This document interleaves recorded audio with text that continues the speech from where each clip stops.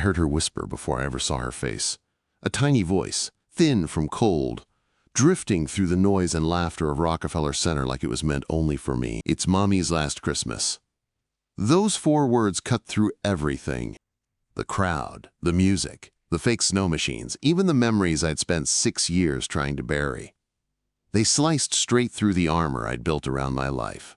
I didn't know who said them, or why. I only knew that something inside me shifted in a way I hadn't felt since the night I lost my wife and son. I turned toward the Santa line, expecting to see some parent comforting a child. Instead, I saw a girl so small her coat swallowed her whole. She clutched a crumpled dollar bill like it was the most valuable thing she owned. Her shoes were soaked, her socks probably frozen, and she looked like she'd learned how to disappear even while standing in the middle of New York City. I didn't know her name then. I didn't know her story. I just knew the world had failed her long before she walked up to Santa. The line moved, and before I could get closer, she stepped down from Santa's lap and slipped into the crowd so fast she vanished between a dozen shoppers. Most people didn't notice her, but I did. Something about the hollow look in her eyes pulled at me like a memory I didn't want to face. I told myself to keep walking.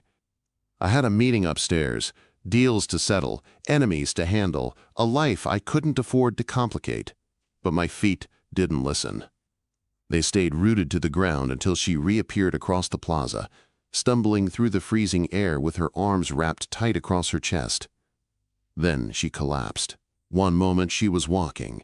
The next, she dropped to her knees, her little hands hitting the concrete hard enough to echo. People froze. Phones came out. Nobody moved. Nobody helped. Except me. I didn't think. I didn't plan. I just ran. By the time I reached her, she was lying on her side, eyes half closed, breathing shallow and uneven. Her skin felt like ice when I touched her cheek. Her pulse fluttered under my fingertips, like it could disappear if I stopped holding on. I lifted her into my arms. She weighed nothing, like she'd been starving long before this winter hit. The crowd parted without a word. People always move when they see my face. Fear is a language New Yorkers understand fluently. But for the first time in years, I didn't care why they gave me space. I just needed to get her warm. There was a coffee shop nearby. I kicked the door open with my shoulder, ignoring the looks, ignoring the shock. I laid her gently on the couch near the fireplace and wrapped my coat around her small frame. She shivered once, then went still, breathing so faintly I had to lean close to make sure she was still with me. Hot chocolate arrived before I even ordered it. The barista's hand shook as she set it down. Maybe she recognized me. Maybe she saw the girl and didn't care who I was. Either way, I was grateful. I searched the girl's pockets for a name, a clue, anything. All I found was a subway card with one ride left and a folded piece of paper. Inside was an address in the Bronx written in purple crayon, bus routes drawn like she'd practiced them over and over. She stirred then, her eyes opening just enough to see me. Fear flashed across her face, quick and sharp, but she didn't pull away. "You fainted," I said softly. My voice isn't soft often. "You're safe. You're warm." She stared at me with eyes the color of storm clouds, eyes that had seen too much. "My mom says not to take things from strangers," she whispered. "Your mom is right," I told her, "but right now you need sugar more than you need rules." She hesitated, then wrapped both hands around the mug. The steam hit her face, and something inside me cracked at the tiny sound she made. A sound halfway between relief and pain. "You heard me," she said. "At Santa." I nodded. "I did." Her fingers tightened around the mug. "It's true," she whispered. "It's really her last Christmas." The words hit me harder hearing them up close, not from a distance, not as a stranger's moment, but from the mouth of a child trying not to cry. "What's your name?" I asked. "Scarlet," she said. "Scarlet." A name both fragile and fierce. A name for a child who should have been laughing in the snow, not collapsing on a sidewalk alone. "Scarlet," I repeated, like making sure I'd never forget it. "We're going to your mom, right now." Her eyes widened in something between fear and trust, but she didn't argue. She just nodded once, small and tired, like she'd run out of fight hours ago. I picked her up again, wrapping my coat tighter around her. This time, she held on. And I didn't let go. I carried Scarlett out of the coffee shop, with her small hands gripping the front of my shirt like she was afraid the world might pull her away from me if she loosened her hold. Snow blew sideways across the street, sharp as needles, but she stayed pressed against my chest, her face tucked into my coat, like she'd finally found a place warm enough to breathe. My car was already at the curb. My driver didn't ask questions. He'd seen enough in my eyes to know this wasn't business, not the kind he was used to, at least. I settled Scarlett into the back seat, wrapping my coat around her again. She watched everything with quiet alertness, like a child who'd learned to memorize people's moods for her own survival. "You don't have to be scared," I told her, fastening the seatbelt gently across her small frame. "I'm not scared," she said in a soft voice, "just tired." Tired didn't begin to cover it. Her skin was pale, her lips a little blue, and her breathing thin, but she wouldn't say she was scared. She was used to holding herself together. I knew the type. I'd been one myself once. The car pulled away from Midtown and headed toward the Bronx. Streetlights flickered past the windows, casting shadows across her face that made her look even smaller. She held the hot chocolate like it was precious, taking tiny sips as if she didn't want to waste a drop. "Scarlett," I said carefully, "your mom, is she alone right now?" She nodded without looking at me. "She can't get out of bed anymore," she whispered. "And the heat stopped last week. I tried to fix it, but the super wouldn't come. He said, Mama still owes rent, so he can't help." Quote. The anger that burned through me at those words wasn't unfamiliar, but this time it landed differently, not as business, not as retribution, but as something sharp in my chest. "And you walked by yourself?" I asked. "I had to," she said. "Santa only comes once. Mama always wanted me to see the tree there." Her voice dropped lower. "I wanted to make one good memory for her." My throat tightened. I wasn't a man built for emotion. But something about her, about the weight she carried so quietly, felt like a bruise I couldn't ignore. When we reached the building, she pushed open the door before I could help, climbing out with determination that didn't match her trembling legs. "It's the 4th floor," she said. "Elevator doesn't work." The stairs smelled like mold and old cigarettes. The walls were cracked. The light flickered. Every step we climbed made my jaw clench harder. Scarlett stopped at a crooked door marked 4C, then looked up at me like she needed permission to let me see what was inside. "It's not nice," she warned. "Please don't be mad at Mama. She tried." Quote. My chest tightened again. "I'm not here to judge your mother." She pushed the door open. Cold air hit us like winter itself lived inside the room. The apartment was smaller than my walk-in closet, dim and nearly silent, except for the ragged breaths of the woman on the sagging couch. Scarlett rushed to her. "Mama, I'm here!" I brought someone who helped me. Her mother opened her eyes, cloudy, fever-bright, barely focusing. She tried to sit up, but her body was too weak. "Scarlett," she whispered, her hand trembling as she reached for her daughter. Then her gaze lifted to me, confusion shifting to fear. "Who are you?" I stayed where I was, giving her space. "My name is Brennan. Your daughter fainted. I brought her home." She held her daughter tighter, protective even in her failing strength. "You can go," she said, trying to sound firm. "We don't need anything." Scarlett shook her head fast, tears filling her eyes for the first time since I met her. "Mama, no," she pleaded. "Please." I fell because I didn't eat, and he helped me. Quote. That word "please" broke something open in the room, maybe even in me. I stepped forward slowly. "Miss Hollis, she needs warmth and food, and you need a doctor." "We can't afford doctors," she rasped. "We can't afford anything." "I didn't ask if you could afford them," I said. "I asked how long it's been since you saw one."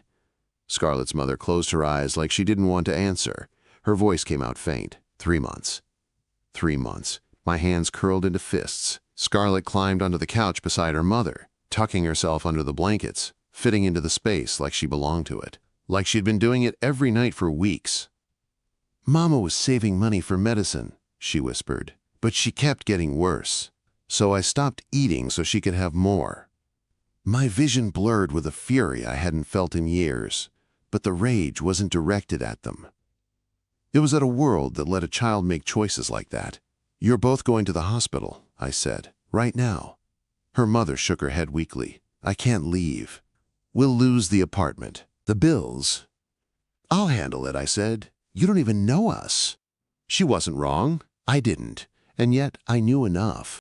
I knew a girl who whispered her pain to Santa because she had no one else. I knew a mother who had given up everything to keep her daughter alive. I knew I wasn't leaving this apartment without both of them. Scarlett looked at me then, her storm gray eyes full of something that scared me more than any gun pointed at my head ever had. "Hope. Please," she whispered. "Help us." I'd built a life on control, on rules, on never letting emotion make decisions for me. But in that freezing room, with a dying mother and a child holding on by threads, every rule I lived by shattered. "Scarlett," I said quietly, "go get your mom's shoes. We're leaving." And for the first time in years, I felt like I was making a choice that mattered. I carried Scarlett's mother down all 4 flights because she could no longer walk. She weighed almost nothing in my arms, her breathing thin and shallow against my chest. Scarlett walked beside me, one hand gripping my coat so tightly her knuckles turned white. She didn't say a word.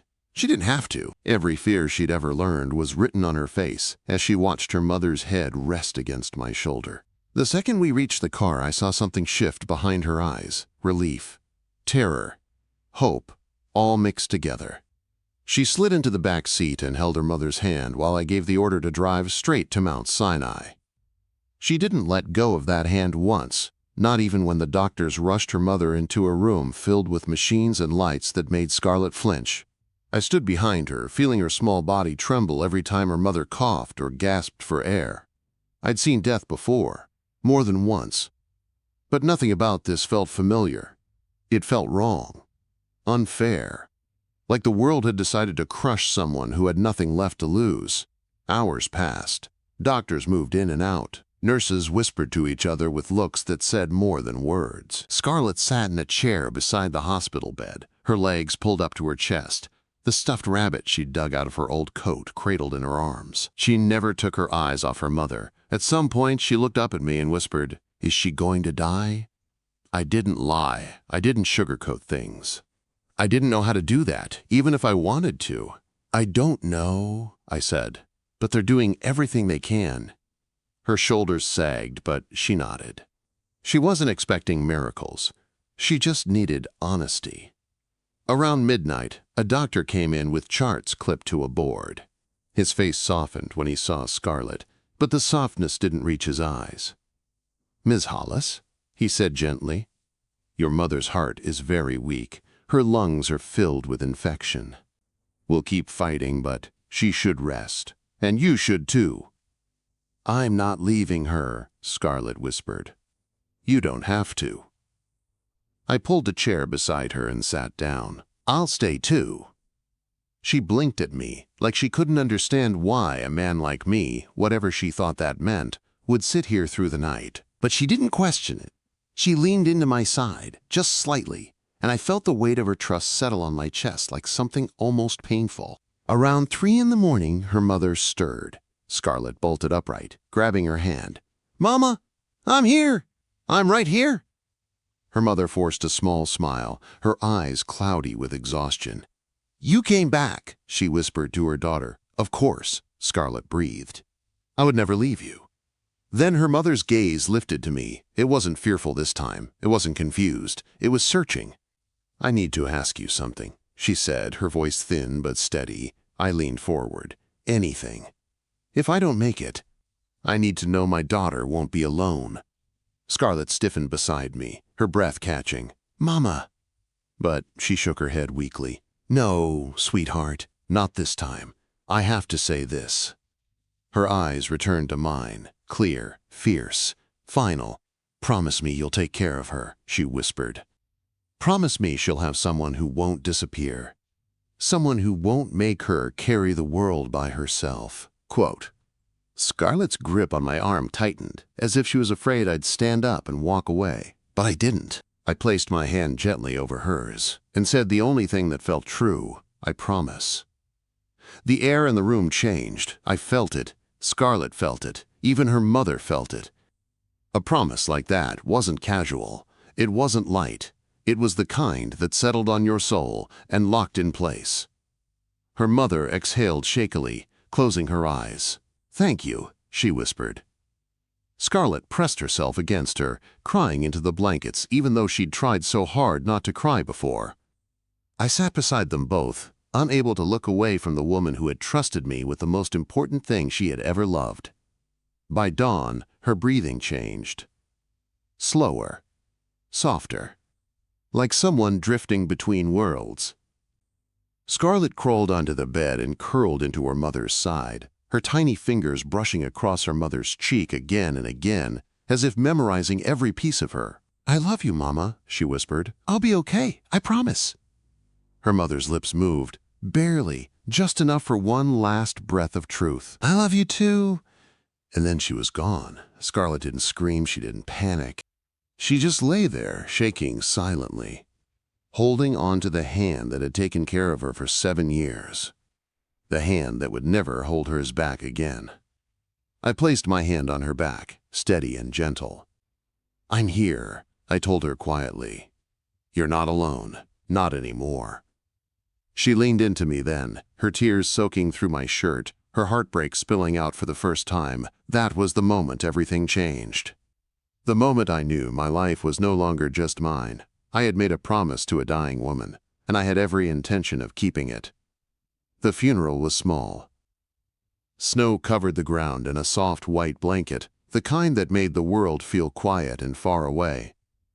Scarlett stood beside me in a black coat that finally fit her, her tiny hand gripping mine like she was anchoring herself to something that wouldn't move. She had already cried all she could cry. Now she only stared at the wooden casket, her face pale, her eyes strangely calm. "I'll make you proud, Mama," she whispered as she dropped a handful of snow onto the grave. "I'll be happy like I promised."